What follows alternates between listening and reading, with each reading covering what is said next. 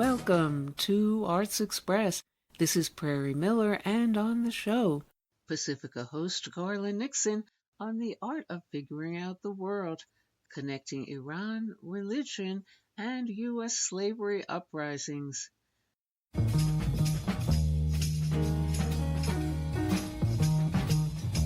Good evening. My name is Garland Nixon.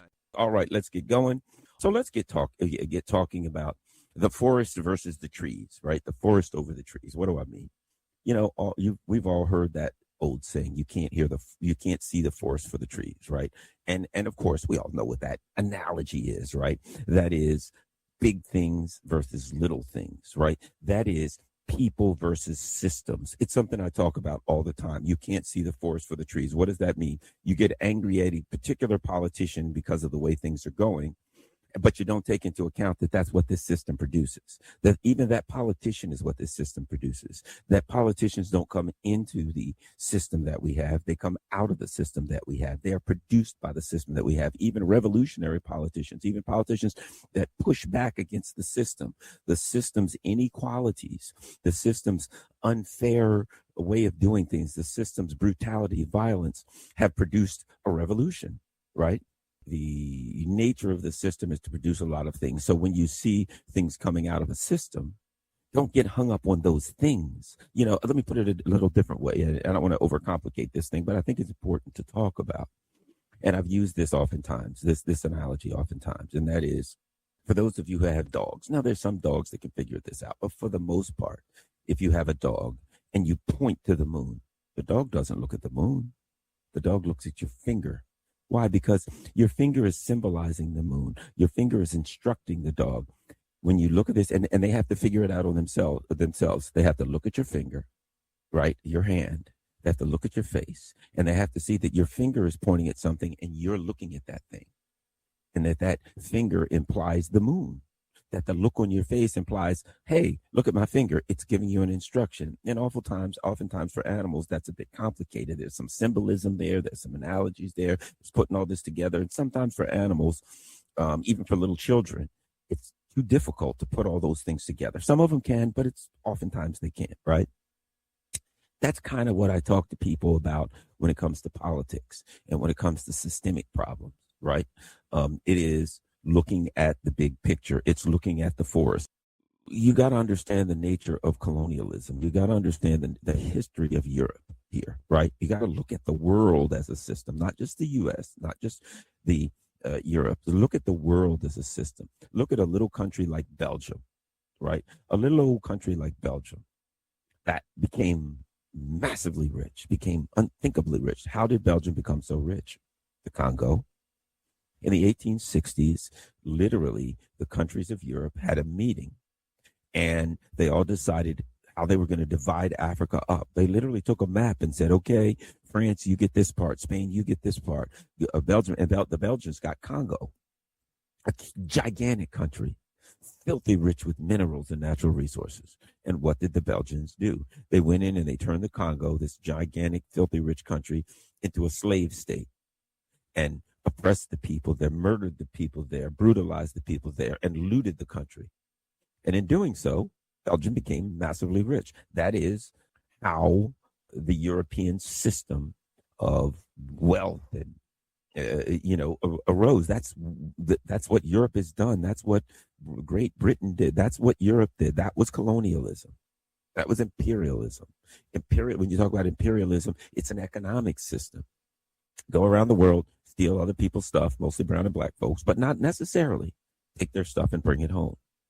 And what we are trained to do is look at the imperialism as historical. Well, that's something they did back then, not now. Let me continue. So we have imperialism going on for hundreds and hundreds of years, centuries and centuries. The European countries, France, England, blah, blah, blah, right? What was the Vietnam War about? What was Vietnam? Prior to when the U.S. went in. It was called French Indochina. In other words, France went to Vietnam and basically forced the people into slavery and servitude and stole all the natural resources of Vietnam, like they did everywhere else. And the people of Vietnam wanted to fight back. And as they started defeating the French, the United States started financing that.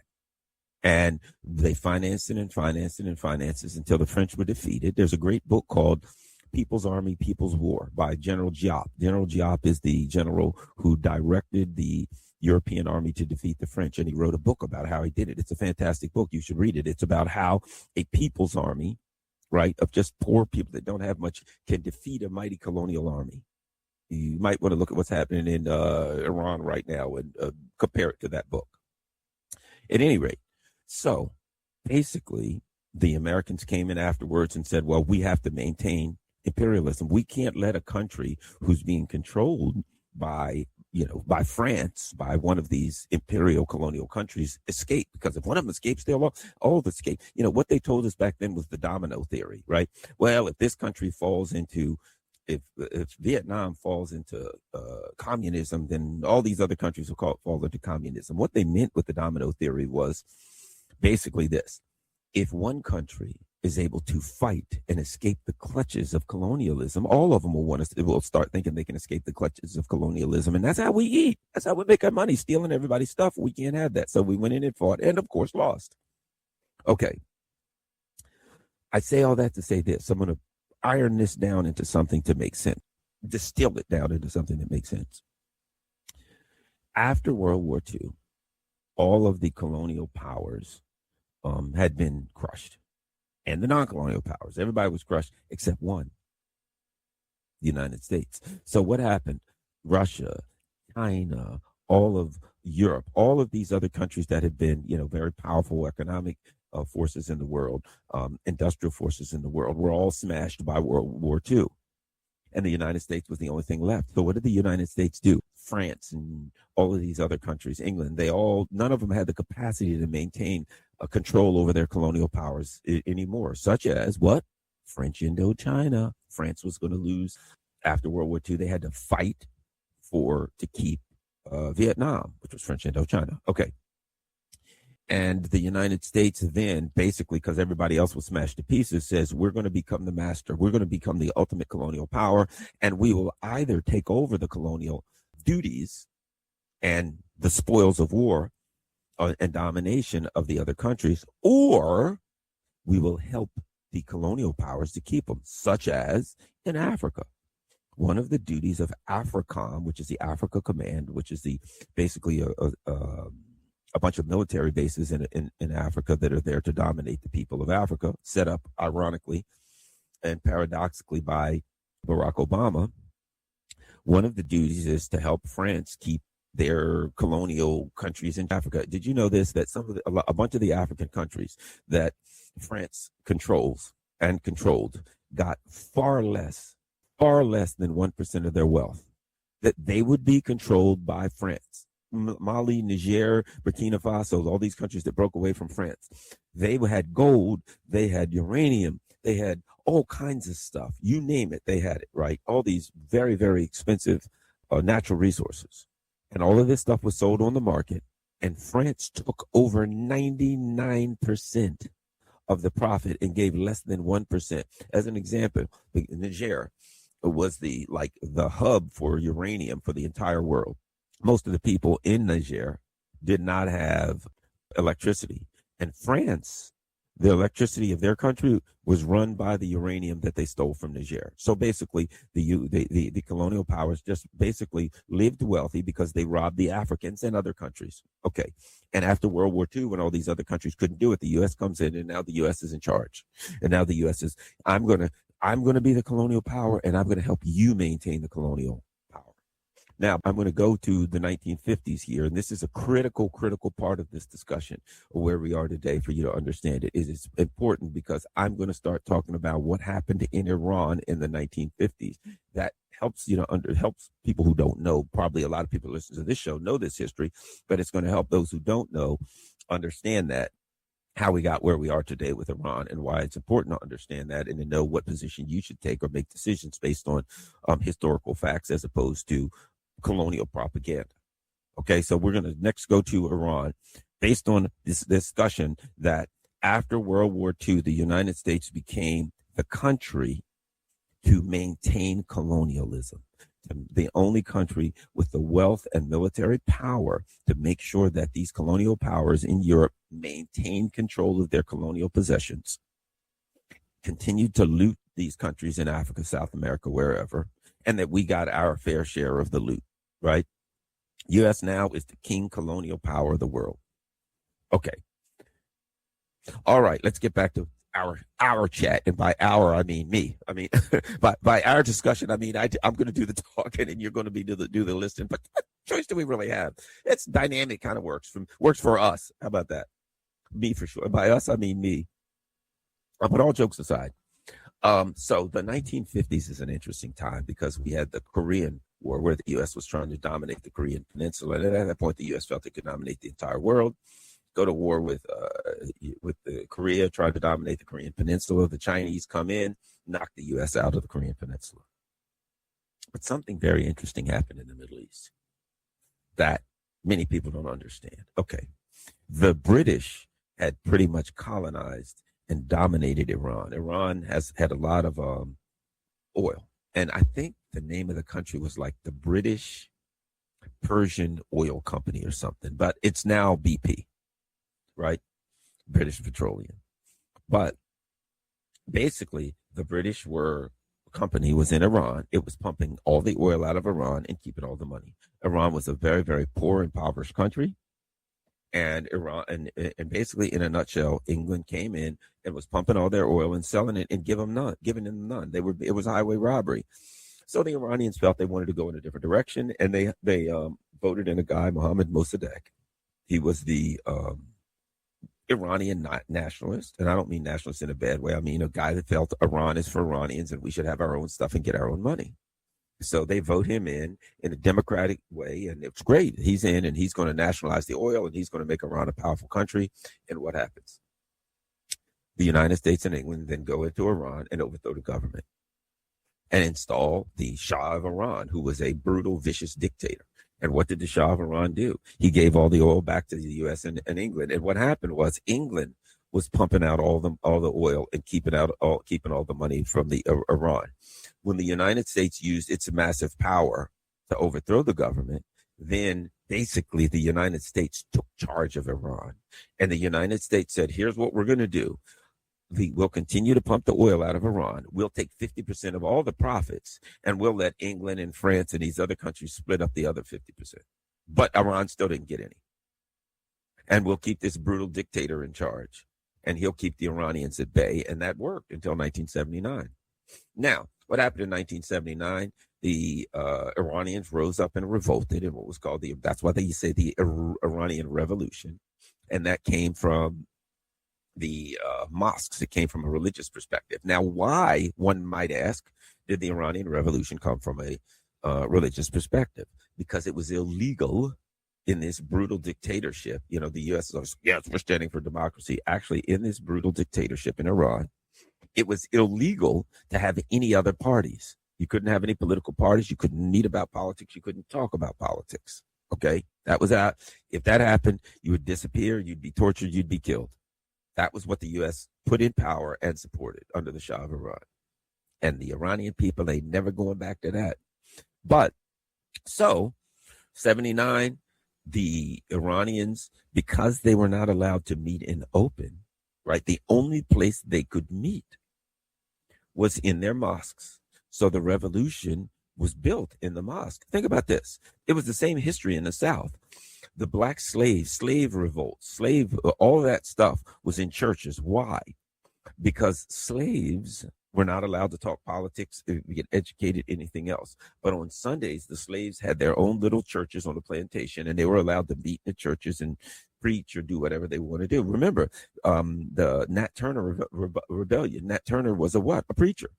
And what did he preach? He tried kind of slyly and cunningly as a preacher to try to get a revolution together, because that was the only place you could do it, was in the church. So they put their revolutionary talk and their pushback was done in the church. Well, the same thing happened in Iran. That's why a lot of revolutions against colonial powers are religious revolutions, because the only places that people can sneak around and talk about how they're going to fight back against the people that are dominating and oppressing them is hiding behind religion. right? It got to a point in the Deep South where what the slave owners, when they got suspicious, would do is they would send one white slave owner guy, one of their people, would have to sit in the church and watch the slaves while they had their service, so that to make sure that they weren't fomenting some kind of a revolution, because that's what was going on. Okay, so that's why the Iranian Revolution was a religious revolution, and why so many revolutions are religious revolutions. That's a dynamic that is consistent throughout the colonial powers and their domination of various countries and peoples.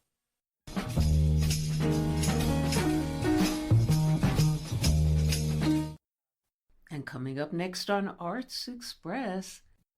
The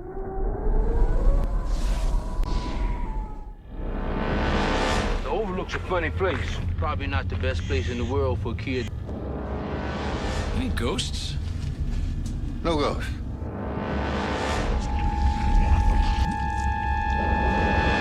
You play with me all you want, but you're not taking my son.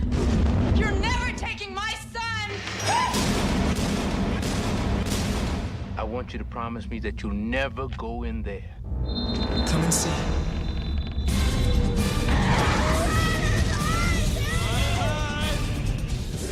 Great party, isn't it? Should you see something scary like that here, just look the other way and count to 10. And when you look back, it'll be gone. Hello, Danny.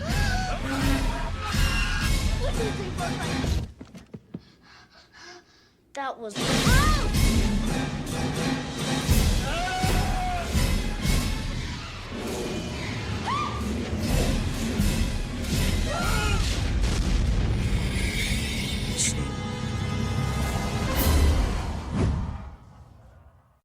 And those were scenes from Stanley Kubrick's horror classic, The Shining, newly adapted in 1997 by Stephen King from his original novel, and starring Rebecca de Mornay inhabiting the role of Wendy, originally portrayed by the late Shelley Duvall. And de Mornay is our guest on the show, revisiting her dramatic journey from co-starring with Tom Cruise in Risky Business to her current femme fatale persona opposite John Travolta, as he masterminds heists of pricey artworks from unscrupulous billionaires in The Gentleman Thief. De Mornay also shares tragic memories of Rob Reiner, a close friend, and her work with him on This Is Spinal Tap. First, some scenes from The Gentleman Thief, then Rebecca de Mornay. So, did you miss it? Miss what? Being one of the world's greatest art thieves. Do you? You and me, we're made to steal stuff. I'm retired. Come on, Mason. I'm your little brother.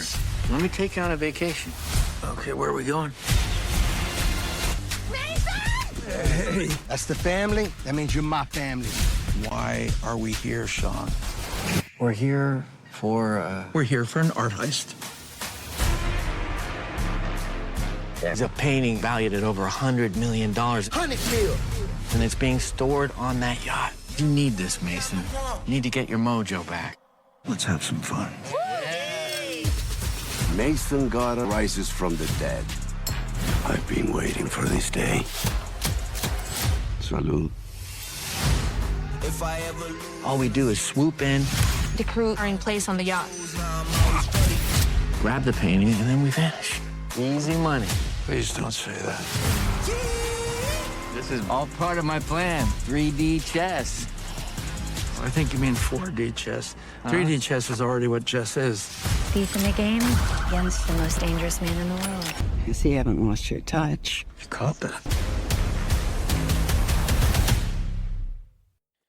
Hello. Hi, Prairie. Hello, Rebecca de Mornay, and welcome to our show. So nice for you to have me. What was it about The Gentleman Thief that got you on board and describing your character, Odessa, as John Travolta's, quote, enigmatic ex-lover? Well, what got me to sign on to this movie immediately, I can tell you in 2 words, and the words are John Travolta. Okay. No, I adore John, and I got to work with him a little over 10 years ago to play his wife in a movie called I Am Wrath. And prior to that, funnily enough, in the late 80s, when I was shooting a movie in New Mexico, he actually flew himself and the director in his own private plane to New Mexico, where I was shooting, to talk to me about doing a movie about, I think it was to play undercover cops together, which I really wanted to do. And then that movie fell apart. And I've been just so, that was so sad. And I never really got another opportunity with him until I played his wife. And when John says, "Are you going to play, my enigmatic ex-lover?" It's like, who's going to say no? And how and how do you go about as a woman asserting your presence in such a male-driven movie? Well, I've got a lot of experience doing it. Oh, both on and off screen? No. Exactly, exactly. It's you better know how to do that if you're coming up in this field. Um, but I think it's just experience. Plus, it was a really relaxing family style group that we were. I mean, John, I had worked with before, and we had tried to work together before. Lucas, I had worked with him when he was 6 years old on a movie called Testament, where the unknown Kevin Costner played my husband. And Lucas was in it. So it was like a stunning kind of get together of, Lucas, you're here again. Like it was like kind of full circle. It was really nice. And the director was very, he was very energetic and very effervescent, and he kept everything moving fast and he kept it light. So it was very easy. But I know what you mean about asserting herself and standing there strongly in a man's world. And it's something that, I'm not kidding. You really have to gain a lot of experience doing that. But I think I kind of did that from the very beginning. I think my very first part in Risky Business, it was the same thing. She had to stand there with the power and the authority with Tom Cruise in that part. And so it's something that was almost like they saw me doing that from the beginning, is what I think. And I wanted to ask you, what are your memories of Rob Reiner and being directed by him in Flipped? Oh my God, Rob Reiner. It's such a hard thing to talk about. I was very close with him and his wife. I had many dinners at their home, and Rob's wife's sister is one of my very closest friends, Martine. So it's it's been an absolutely shattering time since that happened. And it's hard to even talk about, but I will in honor of him. He was the most open-hearted, supportive director of actors I probably ever worked with. And ironically, I'll give you a little snippet. He was the very first person to cast me in Hollywood when I was an unknown and I didn't even have a SAG card. I'm not sure how I got in the room, but he was shooting a promo reel for This Is Spinal Tap. He was shooting a promo reel to get the financing. And he was doing, like, I don't know, was it 15, 20-minute version of it to show investors what it was going to be like, and they had the main guys in it, but he cast me to play Michael McKean's girlfriend. And I was too young for the part, but he cast me, and he was the first person to direct me. And then that was never shown. I believe it's on the elongated version of This Is Spinal Tap. Somewhere they show that promo reel, which I should own, and I don't. But so anyway, so he really was the first person to see talent in me. in Hollywood. And then to, to work with him on Flipped was just such a joy. And I love that script. And then to see him very much afterwards because of our family connection, because of it's been a nightmare. It's been an absolute nightmare. We really lost somebody with Rob Reiner. Yeah. And what can you say about your journey creatively from Risky Business to The Gentleman Thief? How you changed or how that journey changed you? Oh, wow. What a wonderful question. Well, that's really like the story of my life, right? I have to write my autobiography. I'm not, what I can say is I feel eternally grateful to Hollywood and to acting because I grew up all over the world. I really didn't have a family and I really didn't know what direction to go in. And I started studying acting at the Lee Strasberg Theater Institute in Los Angeles. And I found a home there and a skill set that I admired so much being trained by Lee Strasberg and his teachers. And it gave me a foundation in so many ways, a foundation for acting, foundation for holding my own with other scene partners, and a foundation in the world to actually have a career. Like, I don't know, that's a whole other story. But so starting with that, and then but then also, since then, I was very, very ambitious at that time, and I was doing movie after movie, and some of them worked, some of them didn't. But then, in a surprise move to me, I became interested in being a mother. So then, sort of in my mid to late 30s, I became a mother, and I'd never wanted to be a mother. And that became my new role, really my main role for at least 20 years, because I was a single mother. And, taking care of my two daughters and helping them grow up in this world and with who they are and helping support who they are became so interesting to me. I remember my friend Amanda Plummer said when I was telling her about it, she said, wow, that's an amazing role. The role of being a mother. It really is. So that became fascinating to me in terms of those years. And then slowly as they're moving away, they both moved to New York City, finding my way back to what I started with, what I loved. And ironically, being asked by the Lee Strasberg Theater Institute to be on the board there and then become the chairman of the board, which is what I've been the last year. The chairman of the board of the school that I started in, that was my home. Yeah. So that is very meaningful to me also. And how would you compare and contrast your many creative endeavors in addition to motherhood, actress, director, musician, and soundtrack composer, and what each of them has meant to you? Well, I think that thank you for looking that up. I'm also a writer. I just finished a novel that is being shopped around. And I do want to direct again. That was a great, great pleasure. I found I was most relaxed and energized at the same time and the most confident in some way while I was directing. And I never got to it again because right when I discovered I liked it so much is when I got pregnant.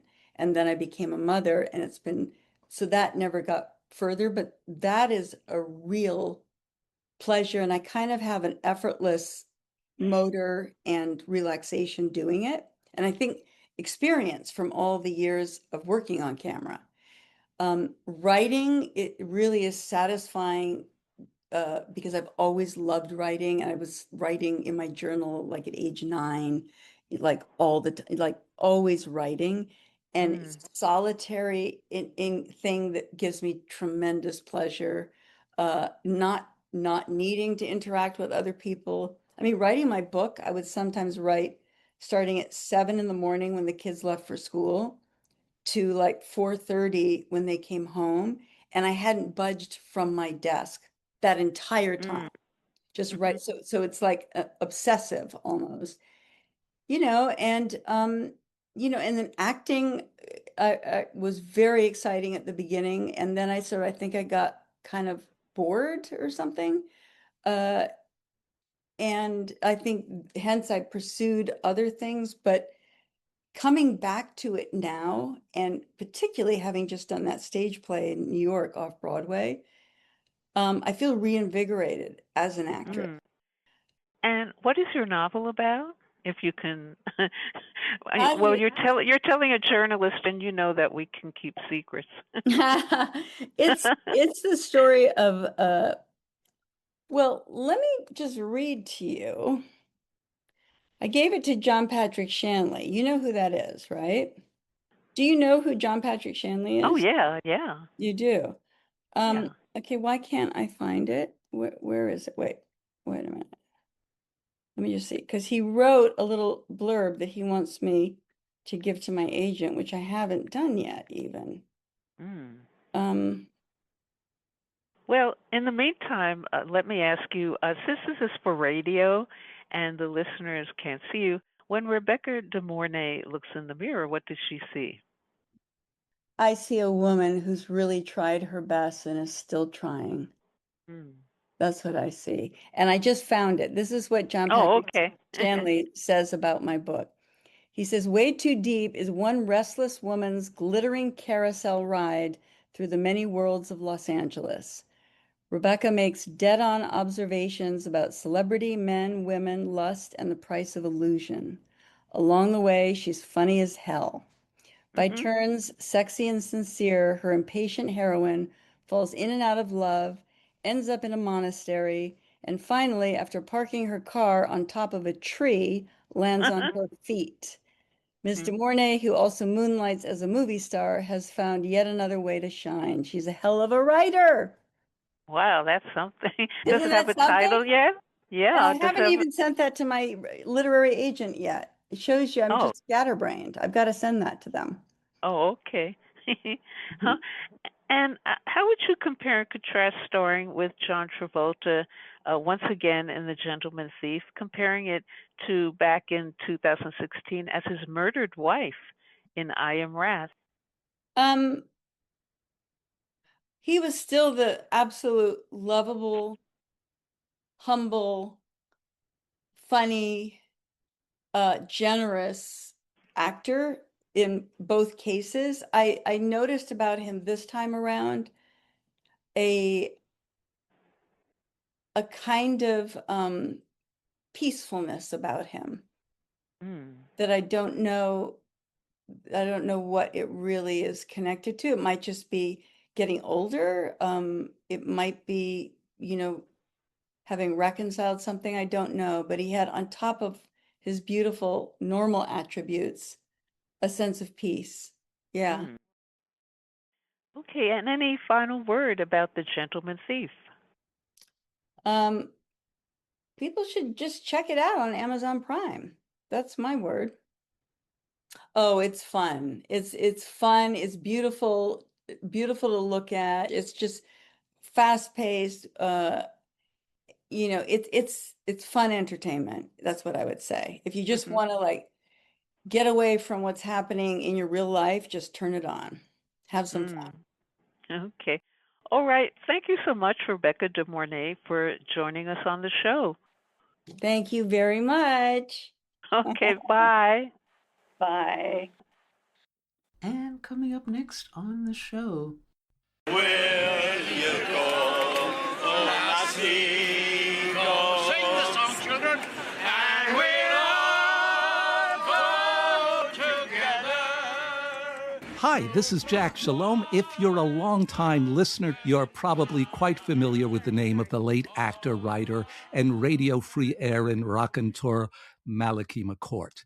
And contrariwise, you may be even more familiar with the name of Malachy's older brother, Frank McCourt, author of the extraordinary memoir Angela's Ashes. But both Frank and Malachy were more than book writers. They both had careers as newspaper and magazine columnists. And now, for the first time, a delicious selection of the brothers' essays have been collected in a new book called Says I to Myself, the collected essays of Frank and Malachy McCourt. I'm happy to have as our guest today the co-editor of that collection, Tom Allon, co-edited with his son, Jonah Allon. Hi, Tom. Hi, Jack. Thanks for having me. Tom, how did this book come about, and how did you first get to know the McCourts? Sure. Well, first about the book, I was cleaning out my garage 2 summers ago, and I found among my papers a folder labeled Frank McCourt Columns in the West Side Spirit, and it had about 12 columns he had written for me when I was the editor of the West Side Spirit in 1987. And I thought to myself, I've got these columns by Frank, which are gems, and Malachy wrote columns for my newspaper about 10 years later. So I thought, I wonder if I can make these into a collection. So I called Frank's wife, Ellen, and said, I found these great columns of Frank's. Would you be okay if we tried to make these into a collection? And she said, absolutely, that'd be great. So that started me and Jonah, my son, on a journey to dig up not just Malachy's columns from the West Side Spirit years later, but also Frank's columns that he wrote or essays post Angela's Ashes in publications like the New York Times, the New Yorker, Rolling Stone, Life magazine. And we collated it by topic. And here it is. And you've known the McCourts for a long, long time. Yes. Frank was a very popular teacher at the high school that I went to, Stuyvesant High School.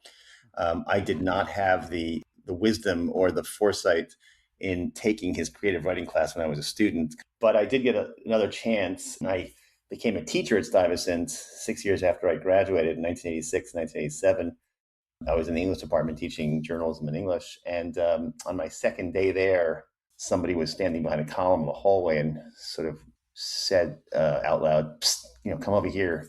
He was a kind-looking man with a lovely smile and a Irish brogue. And he blurted out to me as soon as I walked up to him, he said, "Get out while you can." I looked at him very quizzically. I didn't know what he meant. And he said, "It's 5 shows a day and the toughest audience you'll ever face." And then he broke into a big smile, and I was immediately smitten, and we became very good friends, and he became my mentor. I adored Frank. I adored Malachy.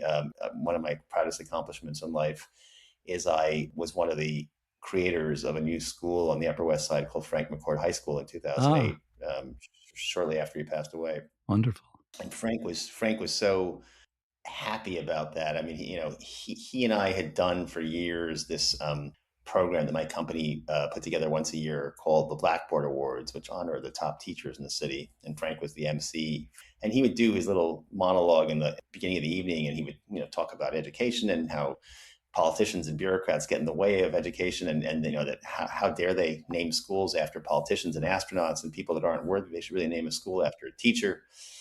And so in 2008, when I had, Frank was long retired by then, when I had the opportunity to work with council member Gail Brewer on a new school, I proposed that we call it Frank McCourt High School and try to make it a school that was in his fashion, a school for kids who are great writers, creative writers. And when I told Frank that I was working on that, he said, "Oh my God, Tom, I've gotten a Pulitzer Prize and I've got all these awards, but this would be the crowning achievement of my life to have a school named after me." And there's a little bit of a black humor story behind it, because I worked on it for 3 or 4 months and very passionately. And one morning I was having breakfast with the deputy mayor in the Bloomberg administration, and he said, "Tom, you can't name a school after a living person. There's a rule about that." And I said, "Oh my God, really? I didn't know that." So I called Frank that night because I'd been keeping him apprised of our progress. And I said, "Frank, we've hit a little bit of a speed bump, but I'm going to figure a way around it." And I'll never forget, Frank said to me, "Oh my gosh, I better hurry up then," he said. I didn't realize that by the time he had just been diagnosed with a very serious disease. And within 6 months, he had passed away. And in September of that year, when we had a memorial service for Frank, and then we announced the creation of a new school called Frank McCourt High School. And I have to think somewhere that, Frank, wherever he is, was really happy that happened, that finally came to fruition. Wow. I guess that would have been 2009, I think, when Frank passed away. Yes. Right. And maybe for our Sure. younger listeners, we need to set a bit of a context here. Frank and Malachy wrote New York City newspaper columns in the days when a weekly column could be on its own terms a thing of beauty. Mm-hmm. And I just don't think that kind of workmanship exists in the same way anymore in U.S. daily newspapers, does it? No, you're absolutely right. I mean, the columnist who was really an elevated figure in society back in the 70s, 80s, 90s, into the early 2000s, doesn't really exist in society anymore. I mean, it's funny because Frank and I were sitting at the Lion's Head restaurant in, I think it was 1987. I had left teaching at that point. I was editing the West Side Spirit. He was still teaching at Stuyvesant. And we saw Pete Hamill across the bar at the restaurant that night. And Frank knew Pete, but he was always very jealous of him in Breslin. And he looked at me after we saw Pete. And he said, I always wanted to be a columnist too. And I said, really, what would you write? What would you write about? And he said, well, one week I'd go into a bar and I'd write about whether the bartender makes good drinks and whether there's good conversation at the bar. He said, the next week I go to a church or a synagogue and I'd write about whether the rabbi or the preacher give a good sermon. And the next week I go to a school and I'd sit in on a couple of classes and I'd write about whether the teachers in that school were reaching the kids. He said, they're the three most important institutions in society: pubs, houses of worship, and schools, and nobody writes about them unless there's a scandal. And I said to him, Frank, let's do it. I'm an editor. I control these pages, this newspaper. You should write that column. And he did. You've organized the book by topic into a number of subjects, many of which you just mentioned, pubs, religion, and schools. And you also mentioned Angela's Ashes. Do you think the success of that book changed him? And for that matter, did it change Malachy? Yes, it couldn't help not to. Frank became sort of the most famous, memoirist on the planet, and one of the most successful authors. I mean, Angela's Ashes sold 10 million copies starting in 1996. But he was always bemused by this instant celebrity. I mean, we were standing at a party once together, and everybody was coming over to try to talk to him. And he looked at me and he goes, "Tom, I'm the make of the moment." And he would give you that funny little sort of smile and smirk that made me fall for him when we talked together. I think he was amazed by it, but he was still Frank McCourt at the end of the day. He told me when we were teaching together that he was trying to write a memoir, but he would always say, I can't get it out of my system. It's just not coming out right because I have too many sounds of the classroom in my ears when I write at nights and on weekends. And so it was really only about, a year or two after he retired from teaching that he was able to sort of really write Angela's Ashes in the way that he wanted to. It's remarkable that these two immigrant, uneducated men should have fallen in love with reading as young boys, and that love forever changed them. And there's a wonderful essay in your book by Frank about visiting the New York Central Library for the first time. Yes. For Frank and for Malachy, words were storytelling. And their father was a great storyteller. And I think, even though in Angela's Ashes, you hear Frank's young voice, writing about his father in sort of an unvarnished way, where the father would drink the wages every Friday night and not come home, and the kids would be home with the mother, with Angela, starving, waiting for the father to come home. But the father was a great storyteller, and he and Malachy and his other siblings who survived would sit around on their dad's lap and listen to his stories about Ireland and about the history of Ireland. And so I think that's where they got their love of words, because listen, the Irish, not to stereotype, but the Irish have great traditions of storytelling and some great storytellers. Obviously Joyce and O'Neill and others. I'm not trying to be a gossip, but the McCourts would be the first to admit that alcohol played a huge part in both of their lives. Could you talk a bit about that and how it showed up in their writing? Yeah, I mean, listen, both of them, it's no great secret. Both of them had, were in their heyday.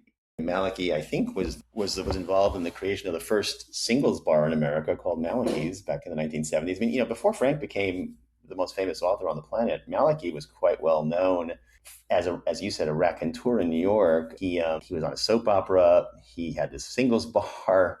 He had a radio show on WMCA radio. I mean, there's a very famous story about how Malachy got fired by WMCA. He was on the air with his show the night that Richard Nixon fired the special prosecutor, Archibald Cox. And, Malachy, he's sitting in the, wherever, at the radio station. I guess something came over the wire that said that Archibald Cox had been fired by the president. And Malachy says, "Oh my God, the president just fired Archibald Cox. Where I come from, they say, when you get fired, you got the sack. Does that mean that Richard Nixon is a sacker?" Oh man, The next morning, he was fired from WMCA for that well, and he statement. landed at WBAI here with Yes, John McDonough, exactly. Radio Free Aaron. Exactly. From reading the collection, it's clear there was kind of a touching acknowledgement that Frank, though maybe physically slighter than Malachy, was always the big brother. Yes. No, absolutely. I think Malachy always looked up to Frank. What did you feel you learned from him as a new teacher? I've become an education activist since my teaching career and since I knew Frank, because Frank to me was kind of the prototype of what a teacher should be. He was really engaging and fun, and he made learning interesting. 2 assignments that he would give in his creative writing class, which I learned from and I thought was brilliant, was usually in the first day of class in his creative writing class, he would pick on a student, in the second row. He'd say, "Hey, you, what did you have for dinner last night?" "Spaghetti." And he'd say, "Well, who made it?" And he'd say, "My mother." What did she put in it? What was in there? And by the time he peppered this person with questions, you finally got more than just monosyllabic answers. And he would say to them, "I want you to go home tonight and write a restaurant review of your mother or father's dinner. And I want it to be really descriptive. And if it's pasta, I want to smell the pasta and the pasta sauce after I finish reading it." And it was a fun assignment, and kids would come home and they'd write these detailed reviews of their dinner, and it just made them more aware of the details of life, quotidian details that we just never pay attention to. And then one day also he would say to the students, "I want you all to go home and write the most creative homework excuse you can write. Why couldn't you get your homework done for today?" And the most creative excuse that comes in doesn't have to do homework for a week. And the kids loved it. If you'll allow me, I want to mention a few standout essays in the book, in my opinion. Sure. For me, the most beautiful and touching story in the collection was first published in Rolling Stone magazine, of all places. Yes. And that was Frank's account of his divorce and his troubled relationship with his daughter, Maggie. And Frank's account of Maggie running away as a teen to live on the streets is really just as compelling as the story of his own childhood in Angela's Ashes. Yes. I think at the time he was living in Brooklyn Heights with his first wife that he had Maggie with. And, he had a troubled marriage. And I think, like many children, Maggie, suffered from that a little bit. And, I think my favorite line from that piece was, "Who knew that I was going to be competing with Jerry Garcia for the love of my daughter?" I think, he literally went cross country to try to retrieve her from the clutches of the Grateful Dead. That was a beautiful piece. I mean, again, Frank's writing, Malachy's writing is fantastic, and it really, it's passionate, but Frank's writing is lyrical and beautiful and heartfelt, and that's why people fell in love with Angela's Ashes, and they'll fall in love with these essays in this book. I think so. I also really enjoyed Malachy's takedown of the whole concept of the holiness of hard work. That was a great rant. And I also loved Frank's portrait of the San Francisco lawyer Vince Halliman, who I had never heard of, but was a real fighter for justice in the Clarence Darrow and William Kunstler manner. Yes, exactly. No, listen, both of them I think were great at sort of taking down straw men too, and they were very good at sort of exposing hypocrisy and exposing people who were living sort of double lives, if you will, or lives that were not authentic. Can I put you on the spot and ask you, what are your favorite pieces? Oh gosh, there's so many, but I think we've talked about some of them already. I will say one thing that was not written by Frank or Malachy is the foreword by Colin McCann, and that made me weep when I first read it. Colin's piece is just, about the two of them and how they represented an era, a bygone era of newspaper men and a New York that no longer exists, I think is really, really beautifully said. And he also describes Frank's final days in hospice. And it'll make you weep when you read it. I've reread it a number of times, and each time it brings a tear to my eye. Malachy has a piece where he talks about how he was molested as a youngster in the Catholic Church, which I think is very, very powerful. Frank writes about his family in ways that even are different from what he wrote about in Angela's Ashes. It's rich with fantastic essays, and the 10 million people who bought Angela's Ashes, they will not be unhappy after they pick up this book and read this book, because it has the same richness and beauty that book had. Anything else you'd like to add? No, it's a 30th anniversary of Angela's Ashes when this comes out. September 8th is our publish date. Every generation needs voices like the McCourts, and I really hope that this collection inspires this generation of writers, as I think, Frank and Malachy inspired Colum and other great Irish writers as well. As we wrap up, Tom, what's the most important thing you know about the McCourts? Oh, just their humanity and their ability to sort of expose hypocrisy and pomposity. I think the two of them were as comfortable in the salons of Manhattan as they were in the outer boroughs, talking to sort of working people. I think they're beloved in every class and every ethnicity. I remember when I was starting Frank McCourt High School, there was a concern that we were naming the school after a white person. And I remember saying to some of the minority leaders on the Upper West Side, I said, Frank McCourt, his success story and his immigrant story is universal, that I think people from all ethnicities and all races will appreciate. He came to America as a penniless immigrant and finally became a teacher and a beloved teacher in the public school system, where he had, call it 300 students a year or so. In 20 years, he influenced the lives of about 66,000 people. And then he became a famous writer, and his works, have inspired and entertained people all over the world. Well, thanks so much, Tom. I've been speaking with Tom Allon, editor of Says I to Myself, the collected essays of Frank and Malachy McCourt. This is Jack Shalom for Arts Express with host Prairie Miller. And since it falls unto my lot that I must rise and you must not, so lift to me the parting glass. Good night and joy be with you all. This Joe Hurley. And that's all we have time for today on Arts Express, Expression in the Arts.